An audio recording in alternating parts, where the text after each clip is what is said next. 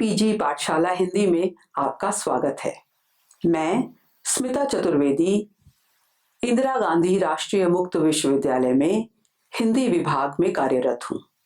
मैं वहाँ associate professor के रूप में कार्य कर रही हूँ। आज मैं आपके साथ साहित्य का इतिहास दर्शन प्रश्न पत्र के अंतर्गत स्वाधीनता आंदोलन और हिंदी साहित्य के इतिहास लेखन का संबंध पर चर्चा करूंगी। इस पाठ के अध्ययन के उपरांत आप स्वाधीनता आंदोलन और साहित्य के इतिहास के संबंध को जान सकेंगे। औपनिवेशिक इतिहास लेखन और राष्ट्रीय इतिहास लेखन के अंतर को समझ पाएंगे। राष्ट्रीय इतिहास लेखन की दृष्टि से परिचित हो सकेंगे। प्रमुख राष्ट्रीय साहित्य के इतिहासकार और उनकी कृतियों से परिचित हो सकेंगे। उपनिवेशवाद और इतिहास लेखन के संबंध को समझ पाएंगे और प्रमुख औपनिवेशिक इतिहासकारों के साहित्य के इतिहास से भी परिचित हो सकेंगे। स्वाधीनता आंदोलन के दौर में साहित्य के इतिहास लेखन का कार्य हुआ। इन इतिहास ग्रंथों के माध्यम से उपनिवेशियों के समक्ष अपने अतीत को श्रेष्ठ सिद्ध कर आत्मबल का विस्तार करने का प्रयास किया गया। कहा जा सकता है कि हिंदी साहित्य का आधुनिक काल राष्ट्रीय नवजागरण और राष्ट्रीय स्वाधीनता आंदोलन का परिणाम है। स्वाभाविक तौर पर इस दौर में लिखे गए साहित्य में सामंतवाद और साम्राज्यवाद के विरोध की चेतना दिखाई पड़ती है। नवजागरण के विभिन्न चरणों में इस चेतना का उत्तरोत्तर विकास होता गया है। यही कारण है कि न केवल साहित्य में बल्कि साहित्य के इतिहास लेखन में भी उपनिवेशवाद, साम्राज्यवाद का प्रभाव और उसके विरोध की चेष्टा दिखाई पड़ती है। गारसा दतासी एवं ग्रियर्सन जैसे औपनिवेशिक विद्वानों के द्वारा हिंदी साहित्य के इतिहास लेखन के प्रयासों में निहित राजनीतिक दृष्टिकोण एवं लक्ष्य को ध्यान में रखकर साहित्य का इतिहास लिखे जाने के राष्ट्रीय प्रयत्न शुरू हो गए थे। दूसरी तरफ भारत में औपनिवेशिक विद्वानों, विशेषकर रॉयल एशियाटिक सोसाइटी से जुड़े ब्रिटिश शोधकर्ताओं द्वारा वेद, पुराण, स्मृतियों, उपनिषदों, कालिदास और बौद्ध भिक्षुओं के साहित्य, विभिन्न लिपियों के अध्ययन, सिक्कों के संग्रह और पुरातत्व शास्त्र के माध्यम से भारतीय इतिहास, खासकर उसके प्राचीन अतीत की खोज के सुव्यवस्थित प्रयास आरंभ हुए। इसी क्रम में साहित्य के इतिहास लेखन के क्षेत्र में भी प्रयास प्रारंभ हो गए। हिंदी साहित्य के इतिहास लेखन का आरंभिक प्रयास औपनिवेशिक विद्वानों द्वारा ही किया गया। अब हम हिंदी साहित्य के प्रारंभिक इतिहास लेखन पर चर्चा करेंगे। हिंदी साहित्य के प्रारंभिक साहित्य इतिहासों की सूची से स्पष्ट हो जाता है कि विदेशी विद्वानों के प्रयासों के अतिरिक्त हिंदी में अधिकतर साहित्य का इतिहास स्वाधीनता आंदोलन के दौर में ही लिखा गया। विदेशी विद्वानों में गारसा दतासी द्वारा लिखित इस्तवार द ला एंदुई ए हिंदुस्तानी का नाम सबसे पहले इतिहास ग्रंथ के रूप में लिया जाता है। इसके बाद हिंदी में शिव सिंह सेंगर द्वारा लिखित इतिहास ग्रंथ शिव सिंह सरोज का प्रकाशन सन 1878 में हुआ था। साहित्य के इतिहास कहलाने लायक पहला ग्रंथ ग्रियर्सन लिखित the modern vernacular literature of Hindustan है, जिसका प्रकाशन 1888 में Royal Asiatic Society of Bengal से एक पत्र के रूप में और अगले साल स्वतंत्र पुस्तक के रूप में हुआ। इसके बाद मिश्र बंधु विनोद का नाम लेना ही उचित होगा और इसका प्रकाशन सन 1913 में हुआ था। हिंदी साहित्य के अधिकतर इतिहासों का लेखन स्वाधीनता आंदोलन के दौरान होने के अनेक कारण थे और इन कारणों के चलते यह लेखन प्रभावित भी हुआ। स्वाधीनता आंदोलन स्वाधीनता की आकांक्षा की व्यापक अभिव्यक्ति का एक रूप था और वही आकांक्षा हिंदी साहित्य के इतिहासों में भिन्न रूप लेकर प्रकट हुई थी। इतिहास और आलोचना में संकलित लेख इतिहास का नया दृष्टिकोण में नामवर सिंह ने साहित्य के इतिहासों की पृष्ठभूमि की परीक्षा की है, पड़ताल की है। मिश्र बंधुओं के इतिहासों की पृष्ठभूमि उनके अनुसार ऐसे हालात से बनी जब सांस्कृतिक पुनरुत्थान की लहर ने हमारे देश में नई चेतना ला दी थी। अंग्रेजी साम्राज्यवाद के विरुद्ध राष्ट्रीयता की भावना उमड़ी, विदेशियों के विरुद्ध अपने को श्रेष्ठ सिद्ध करने की आकांक्षा हुई। वर्तमान तो उनका दास था, इसलिए अतीत का सहारा लिया गया। स्वतंत्रता के संग्राम में इतिहास का उपयोग पहली बार करने की चेष्टा की गई। इस प्रवृत्ति ने एक ओर अतीत के छिपे रत्नों को खोजने के लिए प्रेरित किया, तो दूसरी ओर उन रत्नों को पुराने से पुराना सिद्ध करने तथा विदेशी प्रतिभाओं की तुलना में गौरवशाली दिखाने का प्रोत्साहन भी दिया। इस तरह अनेक कमियों के बावजूद इन साहित्य इतिहासों की सकारात्मक भूमिका का उल्लेख करते हुए वे बताते हैं, इन प्रयत्नों ने ढंग तो पुराना ही रखा, परंतु यह दिखा दिया कि कवि संख्या की दृष्टि से हिंदी साहित्य का इतिहास किसी साहित्य से हीन नहीं है और उसमें ऐसे नवरत्न भी हैं जो ऊंचाई में 19 नहीं है। साफ है कि उन इतिहासों का यह घोषित मकसद नहीं था, लेकिन उनकी खोजों ने भारत की स्वाधीनता के लिए संघर्षरत जन समुदाय के आत्मविश्वास की उन्नति की दिशा में अतुलनीय सेवा की, बहुत बड़ा योगदान दिया। अब हम औपनिवेशिक इतिहास लेखन बनाम राष्ट्रीय इतिहास लेखन पर चर्चा करेंगे। औपनिवेशिक शासन के सिद्धांतकारों ने एक ओर तो उन उदार विचारों को सजा संवार कर पेश करने का प्रयत्न किया जिनकी प्रेरणा का स्रोत ब्रिटेन था, दूसरी ओर उन्होंने भारत के निरंकुश शासकों की निष्ठुरता और स्वेच्छाचारिता को उछालने की कोशिश की। यह औपनिवेशिक इतिहास लेखन का बहुत ही प्रिय और बार बार प्रतिपादित किए जाने वाला विषय रहा है। जेम्स मिल, जॉन मेलकम, जेसी मार्शमैन, ग्रांट डफ, हेनरी बेवरेज और भारत के इतिहास पर इतिहास लिखने वाले अन्य बहुत सारे लोगों ने इस विचार को प्रचारित किया है। इतिहासकार के.एन. पणिक्कर ने इस विषय में लिखा है कि देशी अतीत के प्रति औपनिवेशिक दृष्टिकोण की मुख्य विशेषता उपनिवेशीकृत लोगों के इतिहास पर अधिकार करना नहीं, बल्कि उन्हें सही इतिहास से वंचित करना था। इस सुविचारित वंचना के अनेक उदाहरणों में से एक है भारतीय समाज की अपरिवर्तनशीलता का मिथक, जिसका प्रचार आरंभ में औपनिवेशिक शासकों ने किया और बाद में प्रमाणीकरण साम्राज्यवादी इतिहासकारों ने किया। उपनिवेशवादियों द्वारा गढ़ा हुआ इतिहास भारतीय शिक्षित मध्य वर्ग की बौद्धिक संरचना का अंग बन चुका था। जेम्स मिल का भारतीय इतिहास का काल विभाजन, मार्शमैन का सामाजिक रीति रिवाजों का वर्णन, हेनरी बेवरेज का धार्मिक आचार व्यवहारों का विवरण और रॉबर्ट ऑर्म का अंग्रेजों की सैनिक सफलता का स्पष्टीकरण मध्य वर्ग के मुहावरे का हिस्सा बन चुका था। कहना चाहिए कि उस दौर में भारतीय बुद्धिजीवी अपने इतिहास को औपनिवेशिक चश्मे से देखने लगा था। 19वीं सदी के उत्तरार्ध में हिंदी साहित्य की विविध विधाओं का विकास होना शुरू हुआ और साथ ही साथ विविध वैचारिक प्रवृत्तियों का भी उदय होता चला गया। यह वह समय था जब विभिन्न वजहों से देश में एक प्रकार की राष्ट्रीय चेतना का विकास होना आरंभ हो गया था।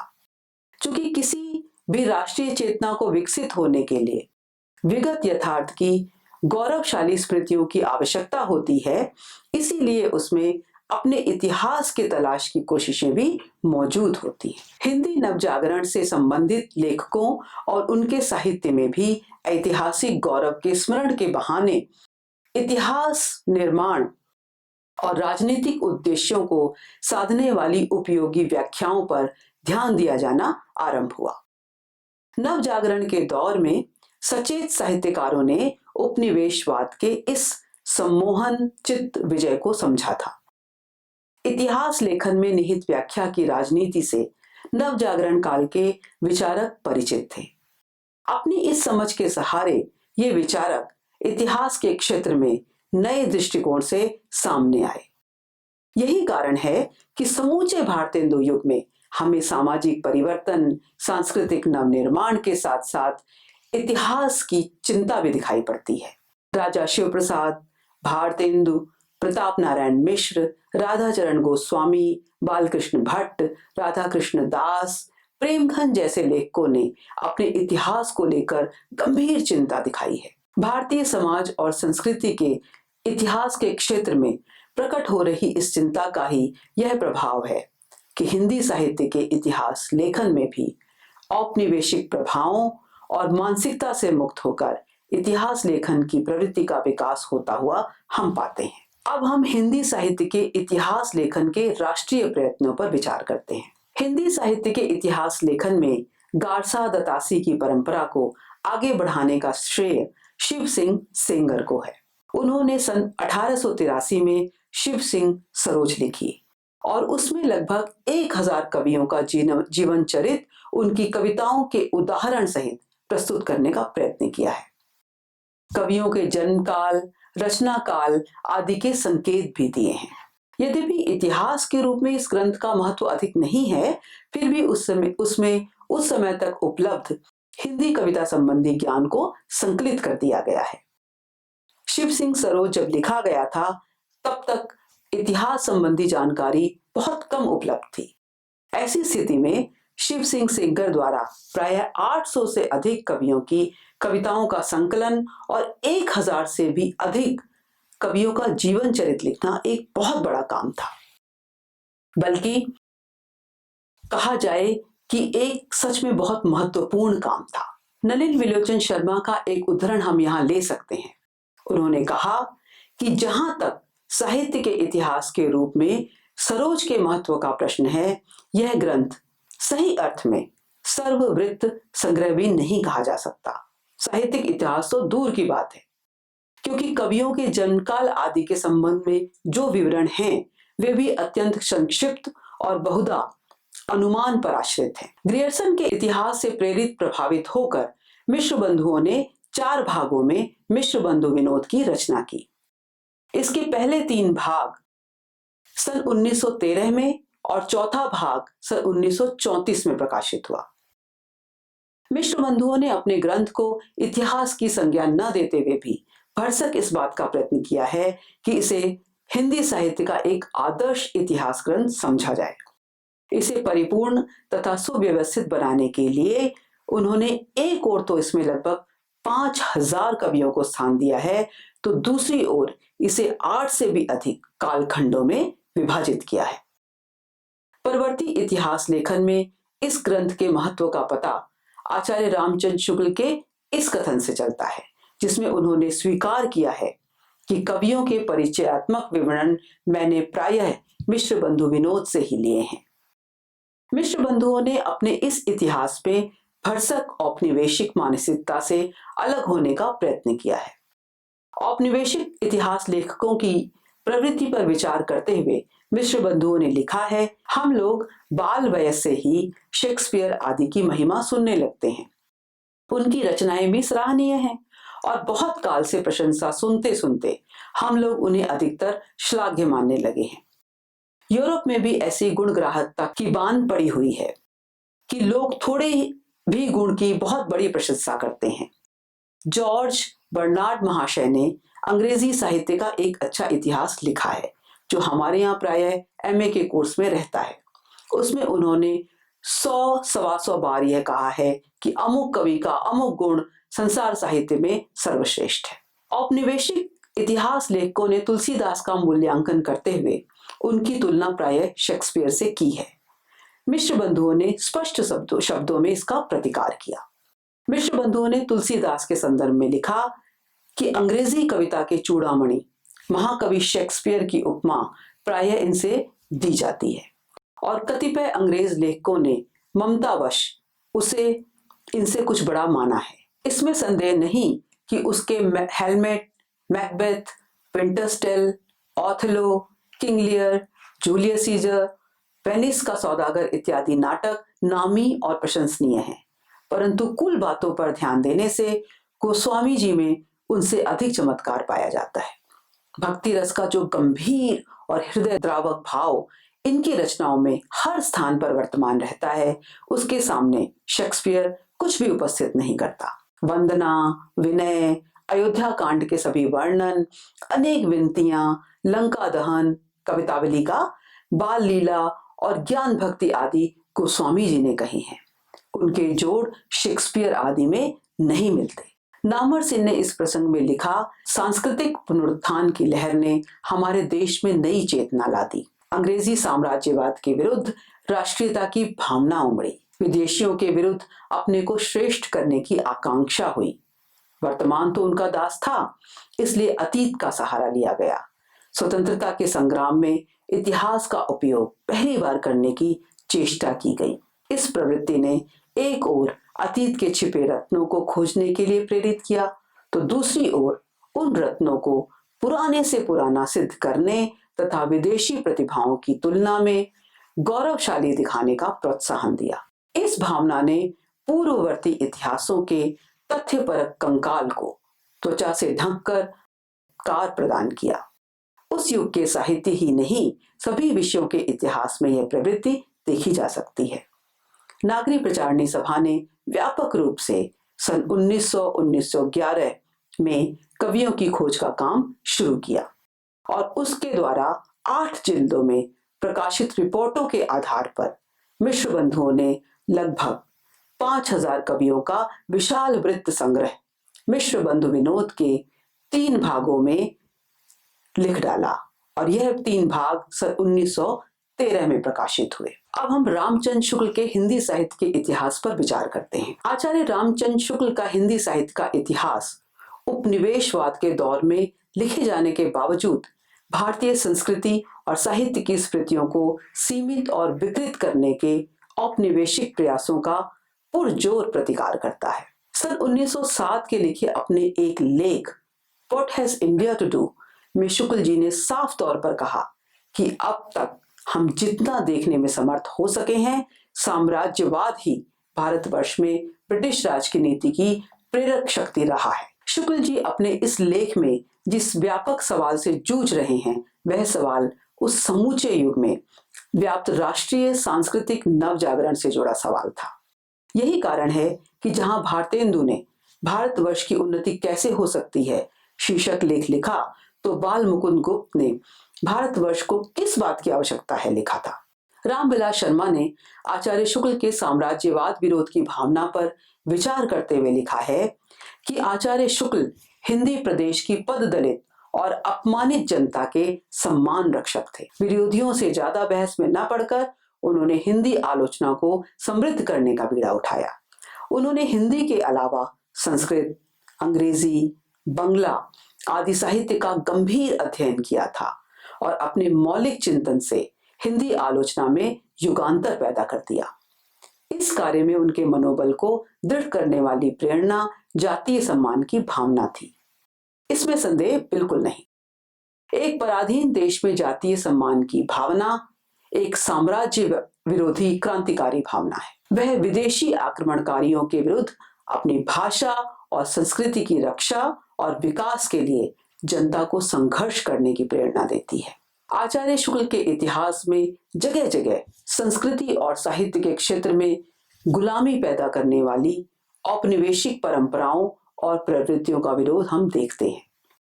असल में नवजागरण के दौर में भारतीय जनता केवल साम्राज्यवाद के विरुद्ध अपनी राजनीतिक स्वाधीनता का ही संघर्ष नहीं कर रही थी, बल्कि उसका यह संघर्ष सांस्कृतिक मुक्ति का भी संघर्ष था।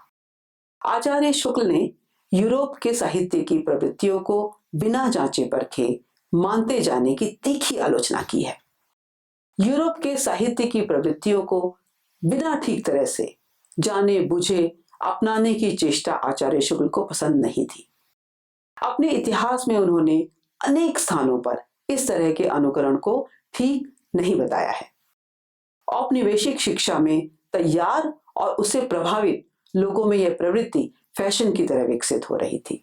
आचार्य शुक्ल ने ऐसे लोगों को सचेत करते हुए कहा, यूरोप के साहित्य क्षेत्र में एकांगदर्शिता इतनी बढ़ गई है कि किसी न किसी हद पर जाकर कोई न कोई वाद बराबर खड़ा होता रहता है और आगे बढ़ चलता है। उसके थोड़े दिनों ही पीछे बड़े वेग से उसकी प्रतिक्रिया होती है, जिसकी धारा दूसरी हद की ओर बढ़ती है। अतः यूरोप के किसी बात को लेकर चिल्लाने वालों को यह समझ रखना चाहिए कि उसका बिल्कुल उल्टा बात भी उसके पीछे लगा आ रहा है।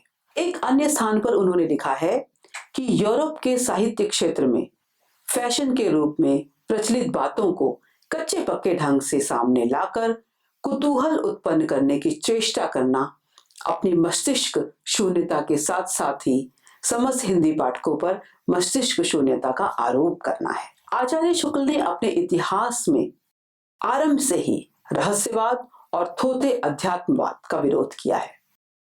आचार्य शुक्ल का रहस्यवाद विरोधी दृष्टिकोण असल में उनके व्यापक साम्राज्यवाद विरोधी दृष्टिकोण का ही एक अंग है। भारतीय साहित्य और संस्कृति को रहस्यवादी बताने के पीछे की औपनिवेशिक मानसिकता को वे समझते थे।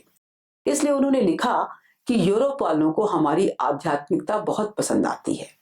भारतीयों की आध्यात्मिकता और रहस्यवादिता की चर्चा पश्चिम में बहुत हुआ करती है।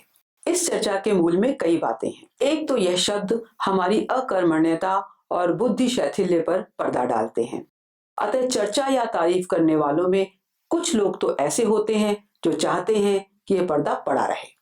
दूसरी बात यह है कि शब्द पूर्वी और पश्चिमी जातियों के बीच एक ऐसी सीमा बांधते हैं जिससे पश्चिम में हमारे संबंध में एक प्रकार का कुतूहल सा जागृत रहता है और हमारी बातें वहां अनूठेपन के साथ कही जा सकती हैं।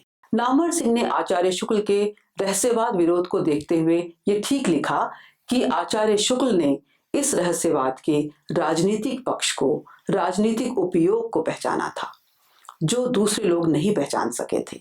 इसलिए आचार्य रामचंद्र शुक्ल की अध्यात्मवाद संबंधी आलोचना और रहस्यवाद संबंधी आलोचना इस दृष्टि से बहुत महत्वपूर्ण है कि उनमें इस अध्यात्मवाद और रहस्यवाद में निहित उस साम्राज्यवादी षड्यंत्र, उस साम्राज्यवादी दर्शन का उद्घाटन करने की कोशिश की गई है। उसे पहचान कर उन्होंने बताया कि किस प्रकार यह हम लोगों को निरंतर गुलाम बनाए रखने का राजनीतिक दृष्टि से, सामाजिक दृष्टि से और यही नहीं बल्कि सांस्कृतिक दृष्टि से गुलाम बनाए रखने का एक प्रयास है।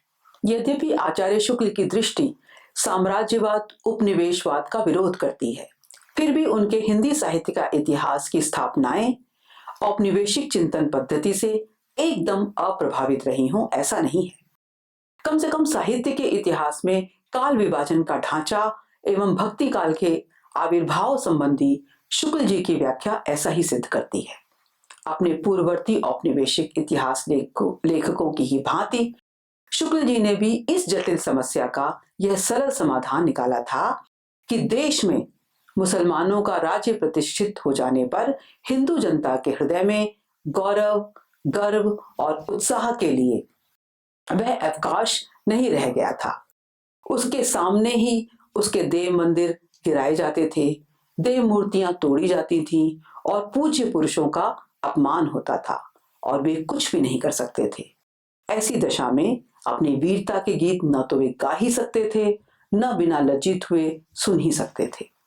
आगे चलकर जब मुस्लिम साम्राज्य दूर तक स्थापित हो गया तब परस्पर लड़ने वाले स्वतंत्र राज्य भी नहीं रह गए। इतने भारी राजनीतिक उलटफेर के पीछे हिंदू जन समुदाय पर बहुत दिनों तक उदासी सी छाई रही। अपने पौरुष से हताश जाति के लिए भगवान की शक्ति और करुणा की ओर ध्यान ले जाने के अतिरिक्त दूसरा मार्ग ही क्या था।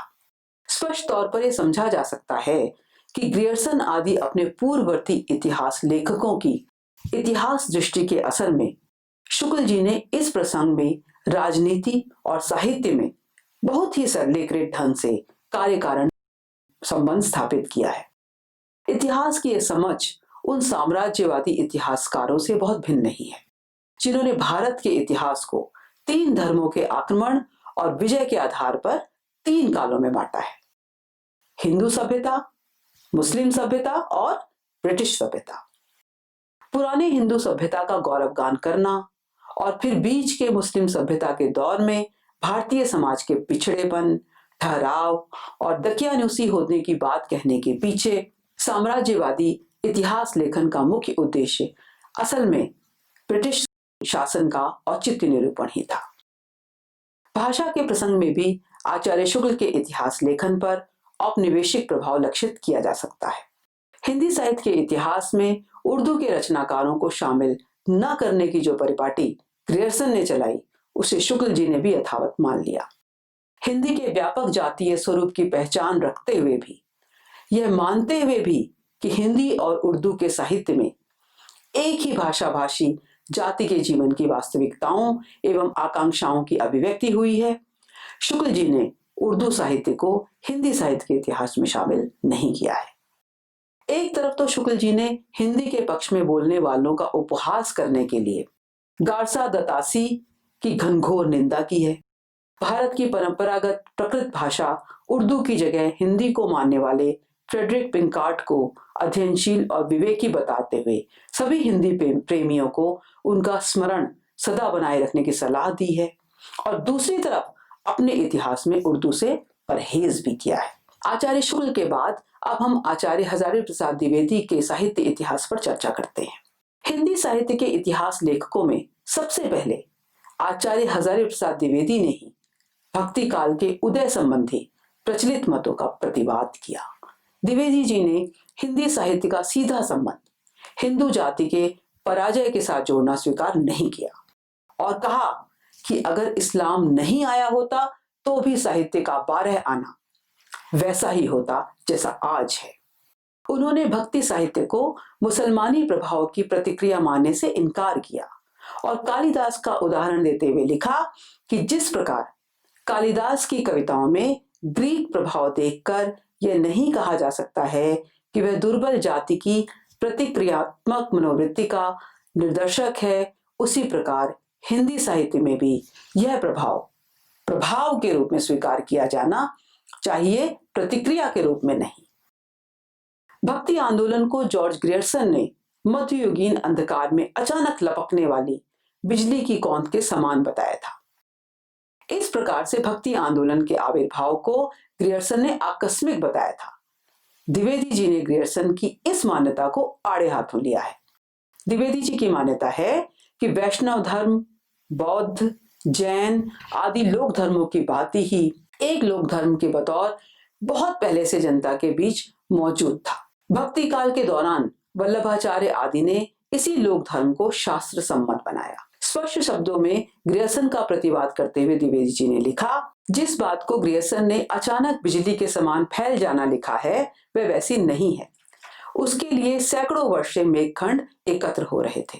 द्विवेदी जी के हिंदी साहित्य के इतिहास से संबंधित पुस्तकों के लिखे जाने का समय वही समय है जब देश में एक तरफ प्रगतिशील आंदोलन के विकास के साथ हिंदी साहित्य में समाजवादी विचारधारा का प्रभाव पड़ता दिखाई दे रहा था और दूसरी तरफ साम्राज्यवाद का विरोध भी अपने चरम पर था।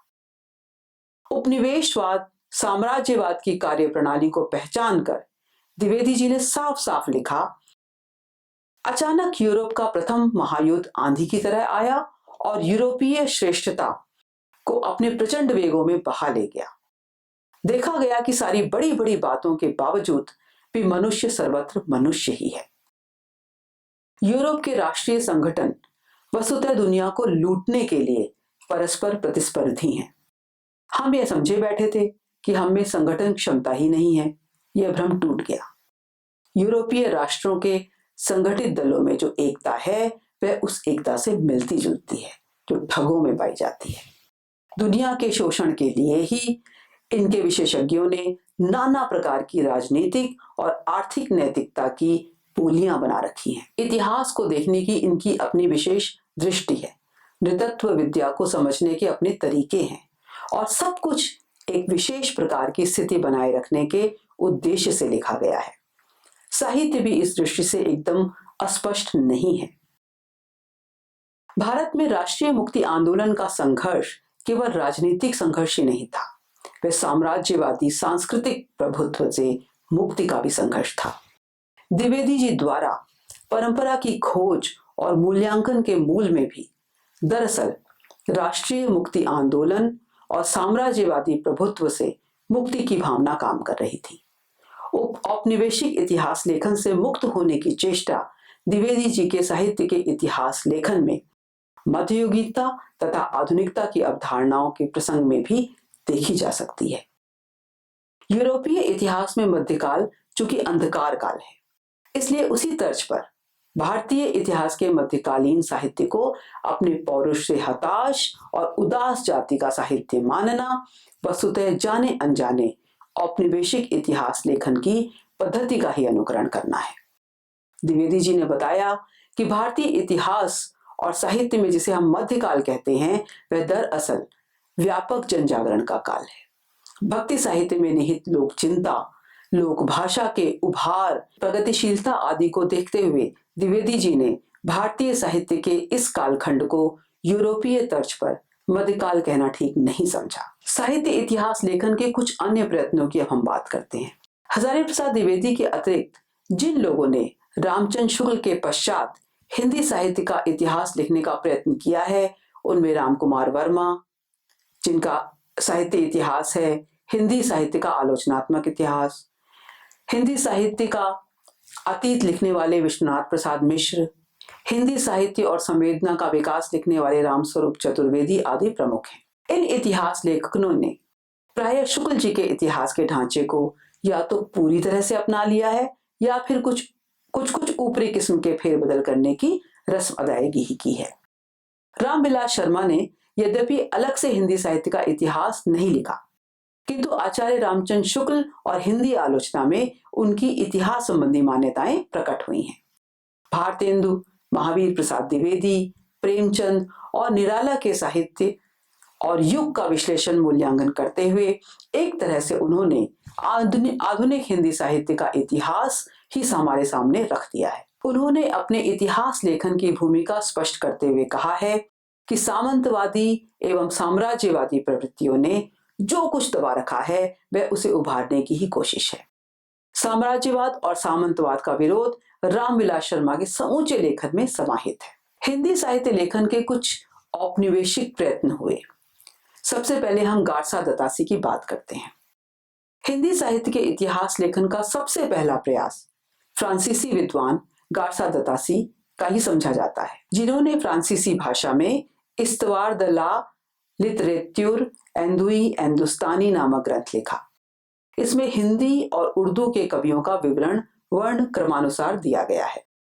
इसका प्रथम भाग सन 1839 में तथा दूसरा भाग सन 1847 में प्रकाशित हुआ था। इस ग्रंथ का महत्व इस बात में है कि इसमें हिंदी काव्य का सर्वप्रथम इतिहास प्रस्तुत करने का प्रयास किया गया है तथा कवियों के रचना काल का भी निर्देश दिया गया है। इसकी चर्चा हम पहले भी कर चुके हैं। यही कारण है कि इसे हिंदी साहित्य का पहला इतिहास कहलाने का गौरव भी हासिल है। तासी ने अपने इतिहास में यद्यपि अनेक कवियों को स्थान दिया तथा विस्तृत सामग्री देने का प्रयास भी किया, किंतु काल क्रमिक न होने के कारण उनका इतिहास कवियों का संग्रह मात्र बनकर रह गया। इतिहास की सामग्री को उन्होंने क्रम से प्रस्तुत किया है, काल विभाजन तो उसमें है ही नहीं। इस ग्रंथ की सबसे बड़ी उपलब्धि यह है कि 19वीं सदी के समकालीन प्रकाशनों के संबंध में जितनी सूचना और जानकारी इससे मिलती है उतनी किसी अन्य पुस्तक से नहीं मिलती। इसमें प्रस्तुत सूचनाओं को प्राप्त करने में लेखक ने अनेक समकालीन यूरोपीय संग्रहों तथा बड़े पुस्तकालयों में उपलब्ध पुस्तकों और पुस्तक विवरणियों का उपयोग किया। सैकड़ों ऐसी पुस्तकों का इस इतिहास में उल्लेख है जो उस समय यूरोपियन पुस्तकालयों में ही संचित थी। इस किताब की भूमिका में तासी स्वयं कहते हैं, जहां तक हो सका है मैंने अधिक से अधिक हस्तलिखित ग्रंथ प्राप्त करने की चेष्टा की है। सार्वजनिक और निजी पुस्तकालयों के हिंदुस्तानी भंडारों से परिचित होने के लिए मैं 2 बार इंग्लैंड गया हूं और मुझे यह बात खास तौर पर कहनी है कि मुझे संग्रह बहुत अच्छे मिले और सहायता अत्यंत उदार मिली। हिंदुस्तानी के हस्तलिखित ग्रंथों का जो सबसे अच्छा संग्रह मुझे मिल सका वह ईस्ट इंडिया हाउस का पुस्तकालय है और इस पुस्तकालय में विशेषतः लीडन संग्रह इस प्रकार का सर्वोत्तम है। गारसा दतासी के इतिहास को रामचंद्र शुक्ल हिंदी साहित्य का नहीं बल्कि उर्दू साहित्य का इतिहास मानते थे। उन्होंने लिखा है कि गारसा दतासी एक फ्रांसीसी विद्वान थे जो पेरिस में हिंदुस्तानी या उर्दू के अध्यापक थे। उन्होंने संवत 1896 में हिंदुस्तानी साहित्य का इतिहास लिखा था, जिसमें उर्दू के कवियों के साथ हिंदी के भी कुछ विद्वान कवियों का उल्लेख था। शुक्ल जी ने साफ साफ लिखा था कि राजा शिव प्रसाद और भारतेंदु हरिश्चंद्र के समय तक चलते आ रहे हिंदी उर्दू के झगड़े में गारसा दतासी ने फ्रांस में बैठे बैठे योग दिया। शुक्ल जी के अनुसार उस समय के अधिकांश यूरोपियनों के समान उनका भी मजहबी संस्कार प्रबल था। तासी के संवत 1927 के एक व्याख्यान के अंश को उद्धृत करते हुए शुक्ल जी ने तासी के मजहबी रुझान को स्पष्ट किया है। मैं सैयद अहमद खां जैसे विख्यात मुसलमान विद्वान की तारीफ में और ज्यादा नहीं कहना चाहता हूँ। उर्दू भाषा और मुसलमानों के साथ मेरा जो लगाव है वह कोई छिपी हुई बात नहीं है। मैं समझता हूँ कि मुसलमान लोग कुरान को तो आसमानी किताब मानते ही हैं, इंजील की शिक्षा को भी अस्वीकार नहीं करते, पर हिंदू लोग मूर्ति पूजक होने के कारण इंजील की शिक्षा नहीं मानते। तासी के इतिहास से औपनिवेशिक इतिहास लेखन की प्रवृत्ति को समझा जा सकता है। भाषा को धर्म से जोड़कर उन्होंने हिंदू और मुसलमान के बीच विभाजक रेखा खींचनी चाहिए। अब हम जॉर्ज अब्राहम ग्रियर्सन की बात करेंगे। सन 1888 में एशियाटिक सोसाइटी ऑफ बंगाल की पत्रिका के विशेष अंक के रूप में जॉर्ज अब्राहम ग्रियर्सन द्वारा रचित the modern vernacular literature of Hindustan का प्रकाशन हुआ। इसके एक साल के बाद ही इसका पुस्तकाकार प्रकाशन भी हुआ। इसमें लेखक ने कवियों और लेखकों का काल क्रमानुसार वर्गीकरण करते हुए उनकी प्रवृत्तियों को भी स्पष्ट करने का प्रयास किया है। हिंदी भाषा और हिंदी साहित्य के स्वरूप और विकास के संबंध में जिस दृष्टिकोण का परिचय ग्रियर्सन ने दिया है वह परवर्ती इतिहासकारों के लिए भी पथ प्रदर्शक सिद्ध हुआ। चूंकि इस ग्रंथ के नाम से यह आभास नहीं होता कि यह हिंदी साहित्य का इतिहास है, इसलिए ग्रियर्सन को प्रस्तावना में इसकी पूरी व्याख्या करनी पड़ी है। ग्रियर्सन के इस इतिहास का हिंदी अनुवाद करते हुए किशोरीलाल गुप्त ने इसे वास्तविक अर्थों में हिंदी साहित्य का पहला इतिहास माना है। उनके अनुसार जिन लोगों ने तासी एवं सरोज को नहीं देखा है, प्रमादवश वे इन्हें हिंदी साहित्य का प्रथम अथवा द्वितीय इतिहास समझ बैठे हैं। तासी और शिव सिंह दोनों को इतिहास पद्धति का ज्ञान था, इसमें संदेह नहीं। यह स्वयं उनके ग्रंथों की भूमिकाओं से स्पष्ट है, पर अनिवार्य कारणों से वे अपने ग्रंथों को इतिहास का रूप नहीं दे सके। किशोरीलाल गुप्त के अनुसार ग्रियर्सन का यह साहित्य का इतिहास हिंदी साहित्य के इतिहास की नींव का वह पत्थर है जिस पर आचार्य शुक्ल ने अपने सुप्रसिद्ध इतिहास का भव्य भवन निर्मित किया। शुक्ल जी के इतिहास के प्रकाश में आने के पहले एक युग था जब वह ग्रंथ अत्यंत महत्वपूर्ण समझा जाता था। ग्रियर्सन ने अपने ग्रंथ के आधार स्रोत के रूप में तासी और शिव सिंह सेंगर के ग्रंथों के अतिरिक्त भक्तमाल, गोसाई चरित, हजारा आदि 17 रचनाओं का उल्लेख करते हुए स्थान स्थान पर मूल आधारों के संदर्भ संकेत भी दिए हैं, जिससे उस तटस्थता, प्रामाणिकता और ईमानदारी का बोध होता है जो किसी भी इतिहासकार के लिए आवश्यक है। ग्रियर्सन ने ही पहली बार हिंदी साहित्य का भाषा की दृष्टि से क्षेत्र निर्धारित करते हुए यह स्पष्ट किया कि इसमें न तो संस्कृत प्राकृत को शामिल किया जा सकता है, न ही अरबी फारसी मिश्रित उर्दू को ही। ग्रियर्सन ने इतिहास की सामग्री को यथासंभव काल क्रमानुसार प्रस्तुत करने का प्रयास किया है। साथ ही ग्रंथ को काल खंडों में बांटकर काल विशेष के सूचक अध्याय निर्धारित किए हैं। हिंदी साहित्य के विकास क्रम का निर्धारण चारण काव्य, धार्मिक काव्य, प्रेम काव्य, दरबारी काव्य आदि के रूप में करना तथा 16वीं 17वीं सदी के युग को हिंदी काव्य का स्वर्ण युग मानना ग्रियर्सन के इस इतिहास की महत्वपूर्ण उपलब्धियां हैं। कालक्रम, साहित्यिक प्रवृत्तियों और व्यक्तियों के नामों को मिलाकर ग्रियर्सन ने हिंदी साहित्य का कालक्रमिक और प्रवृत्त्यात्मक इतिहास प्रस्तुत करने का प्रयास किया है। नलिन मिलोचन शर्मा के अनुसार युग विभाजन, पृष्ठभूमि निर्देश, सामान्य प्रवृत्ति निरूपण तथा तुलनात्मक आलोचना एवं मूल्यांकन विषयक प्रयासों तथा विवेचन की साहित्यिकता के कारण यदि ग्रियर्सन के इतिहास को हिंदी साहित्य का प्रथम इतिहास माना जाए तो उचित ही है। 11 खंडों में विभक्त उनका काल विभाजन इस प्रकार है। सन 700 से 1300 ईस्वी तक का चारण काल, 15वीं शताब्दी का धार्मिक पुनर्जागरण, जायसी की प्रेम कविता, ब्रज का कृष्ण संप्रदाय, मुगल दरबार, तुलसीदास, रीति काव्य, तुलसीदास के अन्य प्रवर्ती, 18वीं शताब्दी, कंपनी के शासन में हिंदुस्तान और महारानी विक्टोरिया के शासन में हिंदुस्तान। ग्रियर्सन ने हिंदी साहित्य के महत्वपूर्ण रचनाकारों तुलसीदास, जायसी, विद्यापति, बिहारी आदि के साहित्य का विश्लेषण विवेचन कर उनके महत्व को सामने लाने में योगदान दिया है। ग्रियर्सन के इतिहास में तुलसीदास संबंधी अंश बहुत ही महत्वपूर्ण सिद्ध हुए हैं। इस अंश का संबंध सन 1885 के वियना के 7वें अंतरराष्ट्रीय प्राच्यविद सम्मेलन में पढ़े गए उनके शोध पत्र the medieval vernacular literature of Hindustan with special reference to Tulsidas से है। तुलसीदास की जीवनी, कृतित्व और दार्शनिक मान्यताओं के आकलन का आरंभिक प्रयास होने के कारण इसका ऐतिहासिक महत्व भी है। हालांकि परवर्ती विद्वानों ने ग्रियर्सन के साहित्य के इतिहास एवं भाषा संबंधी कार्यों को औपनिवेशिक प्रभाव से सर्वथा मुक्त नहीं पाया है। उनके लेखन में पश्चिमी जातीय श्रेष्ठता का बोध, ईसाई मत के प्रति अतिरिक्त समर्पण तथा ब्रिटिश राजतंत्र के प्रति वफादारी का स्पष्ट प्रभाव देखा गया है। अनेक स्थानों पर अपनी इन सीमाओं एवं प्रतिबद्धताओं के चलते ग्रियर्सन इतिहास की अतार्किक व्याख्या भी कर गए हैं। भक्ति साहित्य की चर्चा करते हुए ग्रियर्सन ने एक जगह लिखा, रामोपासना को सर्वप्रिय बनाने वाले रामानंद सन 1400 ईस्वी के आसपास विद्यमान थे। उनसे भी बड़े उनके प्रसिद्ध शिष्य कबीर थे, जो एक संप्रदाय की स्थापना में सफल हुए, जो आज भी जीवित है और जिन्होंने हिंदू और इस्लाम धर्मों की प्रमुख विशेषताओं का समन्वय किया था।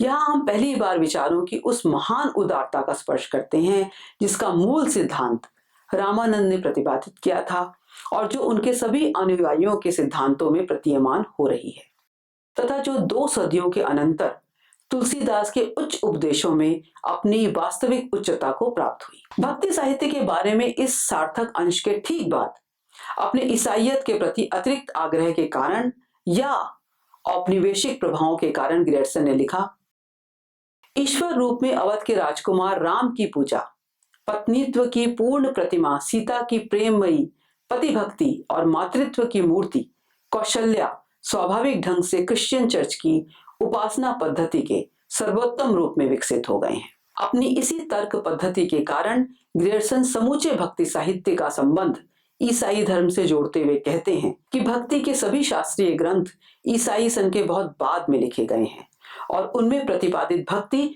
तत्व जो है वो मद्रास प्रांत में आकर बस गए नेस्टोरियन संप्रदाय के ईसाइयों से लिया गया है। भाषा संबंधी ग्रियर्सन के कामों के कारण भारतीय जनमानस में अलगाव की भावना के बढ़ने की बात भी लक्ष्य की गई है। नामर सिंह ने ग्रियर्सन की विवेचन पद्धति पर विचार करते हुए लिखा, ग्रियर्सन ने पूरे प्राचीन साहित्य का मूल्यांकन उस रहस्यवादी गुणवत्ता के कारण किया है जिसे उन दिनों क्रिस्टोमैथी कहा करते थे।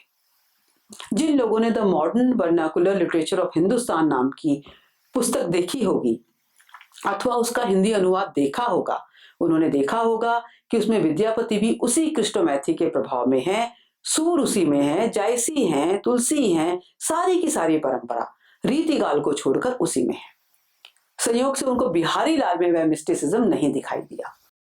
यह पूरी की पूरी व्याख्या हमारी परंपरा की उस विशेष प्रकार के रहस्यवाद के द्वारा की गई थी और ग्रियर्सन ने अपने ढंग से दिखाने की कोशिश की थी। मध्य युग के संतों, भक्तों और कवियों सभी में जिस प्रकार की रहस्य चेतना दिखाई पड़ती थी, समूचा हिंदी साहित्य उसी रहस्य चेतना से व्याप्त है।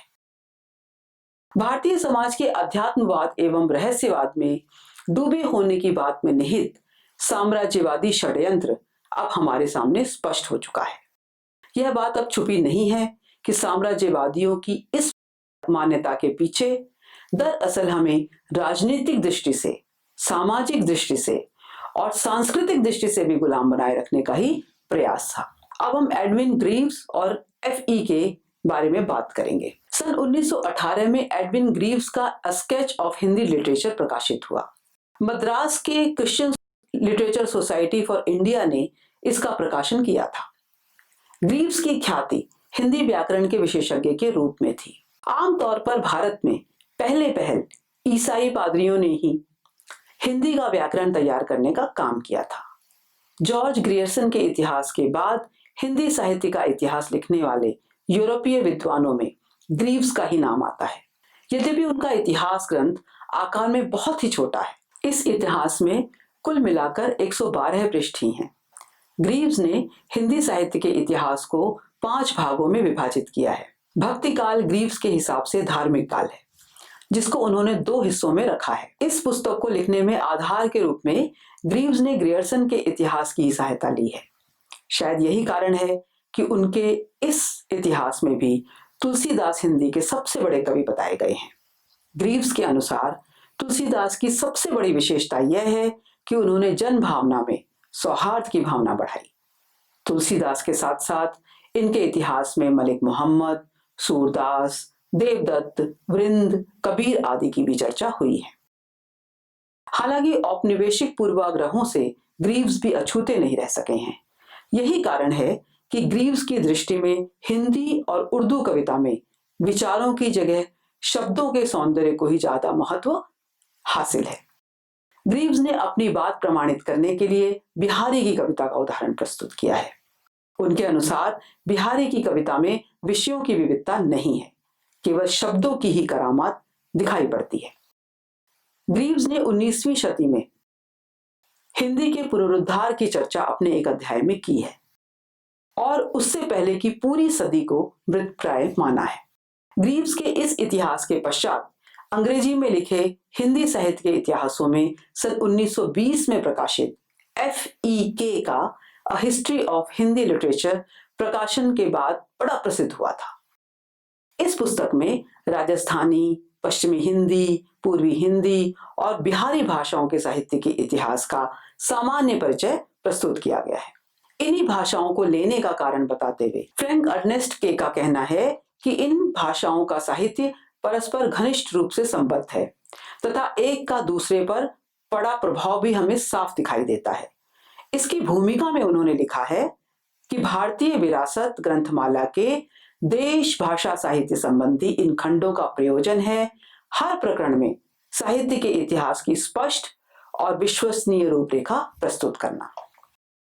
फ्रैंक अर्नेस्ट के ने हिंदी साहित्य के आरंभ यानी चंद्रवरदाई से लेकर भारतेंदु तक के काल के साहित्यिक आंदोलनों का भी परिचय दिया है। हिंदी साहित्य के इतिहास को के ने 4 कालों में विभाजित किया है। सबसे पहले के ने चारणों के ऐतिहासिक काव्यों का परिचय दिया है। फिर सन 1400 के बाद से वैष्णव धार्मिक आंदोलनों से प्रभावित काव्य की चर्चा की है और सन 1550 के बाद से काव्य कला से प्रभावित काव्य को महत्व दिया है। काल विभाजन का अपना आधार बताते हुए कहता है, सबसे पहले हिंदी साहित्य के शैशव काल का वर्णन किया जाएगा, जिसमें चारणों द्वारा रचित ऐतिहासिक काव्य आते हैं। इसके बाद नए युग का निर्धारण वहां से किया गया है, जहां साहित्य को रूपांतरित करने वाला कोई नया महत्वपूर्ण प्रभाव आरंभ होता है। ये युग शुरू होते हैं, पहला सन 1400 के लगभग, जब वैष्णव आंदोलन के धार्मिक प्रभाव ने हिंदी साहित्य को गति दी। दूसरा सन 1550 ईस्वी के लगभग, जब साहित्य में कलात्मक प्रभाव अनुभव किए गए। और तीसरा सन 1800 के आसपास, जब साहित्य में पश्चिम के संपर्क से आने वाली आधुनिकता का प्रभाव दृष्टिगोचर होने लगा। फ्रैंक अर्नेस्ट के ने अपने इस साहित्य के प्रयोजन को स्पष्ट करते हुए कहा है कि जो लोग भारत के लोगों को समझना चाहते हैं, उनके लिए देशी भाषाओं के साहित्य से निकट परिचय आवश्यक है। ग्रियर्सन की ही भांति के ने भी अपने साहित्य से उर्दू को अलग रखा है। भाषा की दृष्टि से उर्दू को खड़ी बोली हिंदी से विकसित मानते हुए भी उन्होंने उर्दू साहित्य को अरबी, फारसी से प्रभावित मानकर हिंदी साहित्य से अलग रखा है। फ्रैंक अर्नेस्ट के ने लिखा है कि साहित्यिक भाषा के रूप में उर्दू को हिंदी से अलग करने वाला महत्वपूर्ण तथ्य उसमें प्रयुक्त छंद है। उर्दू ने फारसी भाषा या फारसी पद्धति का अनुकरण किया है। और उर्दू कविता का कथ्य भी बहुत कुछ फारसी के कथ्य से प्रभावित है। ग्रियर्सन की ही भांति ईसाई आग्रह फ्रैंक अर्नेस्ट के इतिहास में भी दिखाई पड़ता है। इतिहास के अंत में हिंदी साहित्य की वर्तमान स्थिति और संभावनाएं शीर्षक अध्याय में फ्रैंक अर्नेस्ट के ने लिखा है कि भारतीय लोग इस बात से काफी अनभिज्ञ हैं कि राजनीतिक स्वतंत्रता, सामाजिक उत्थान और धार्मिक सुधार के लिए कितने नए आंदोलनों को वस्तुतः ईसाई आदर्शों से प्रेरणा मिली है। भारत ने अपने और अपने बच्चों के लिए महान गौरवशाली भविष्य का सपना देखा है, जो उसके अतीत की उपलब्धियों से भी महानतर है। हालांकि वे उपलब्धियां भी अप्रतिम थी। न्याय, निष्ठा, कर्तव्य, मातृभाव और सेवा के नए आदर्श उनके सामने प्रस्तुत हुए हैं। बहुत सीमा तक इनके लिए क्राइस्ट के जीवन और उनकी शिक्षाओं से प्रेरणा मिली है। भारतीय जीवन में जो कुछ उदात्त और उत्कृष्ट है, अनेक दृष्टियों से क्राइस्ट में उन सबकी परिपूर्णता है। स्वाधीनता आंदोलन वैचारिक रूप से गांधी, अंबेडकर और क्रांतिकारियों के बीच विभाजित तो था ही, पुनरुत्थान के तत्व भी भारतीय नवजागरण से लगे लिपटे थे। इसके अतिरिक्त समाज के विभिन्न समुदाय भी वर्ग, जाति और लिंग के आधार पर बंटे हुए थे और इस बंटवारे के साथ ही वे स्वाधीनता आंदोलन में शरीक। पहला स्वाधीनता आंदोलन जितना इकहरा नजर आता था, अब उसकी उलझनें भी उतनी ही जटिल दिखाई पड़ती हैं। यह सत्य है कि उस समय हिंदी साहित्य इतिहास इन जटिल उलझनों तक नहीं पहुंचा थे, लेकिन स्वतंत्रता के इच्छुक समाज की आकांक्षा को उन्होंने हिंदी साहित्य के इतिहास लेखन में प्रकट किया। दूसरी तरफ उपनिवेशीकरण का प्रभाव भारतीय चिंतन पद्धति पर बहुत दूर तक दिखाई पड़ता है। हिंदी साहित्य से संबंधित विभिन्न अवधारणाओं के विकास के पीछे औपनिवेशिक इतिहास लेखन का प्रभाव है। चाहे वह हिंदी साहित्य के भक्ति काल को मध्यकाल के रूप में देखने समझने का चलन हो, भक्ति आंदोलन को मुसलमानों के शासन की प्रतिक्रिया के रूप में व्याख्यायित करने का सरल ढंग हो, या फिर हिंदी को उर्दू से एकदम भिन्न भाषा समझने की परिपाटी हो, इनमें निहित साम्राज्यवादी हितों की चिंता करने वाली औपनिवेशिक दृष्टि छुपी नहीं है। हिंदी साहित्य का इतिहास लिखने के राष्ट्रीय प्रयत्नों में हमें इस दृष्टि का प्रभाव भी दिखाई पड़ता है और प्रतिकार भी।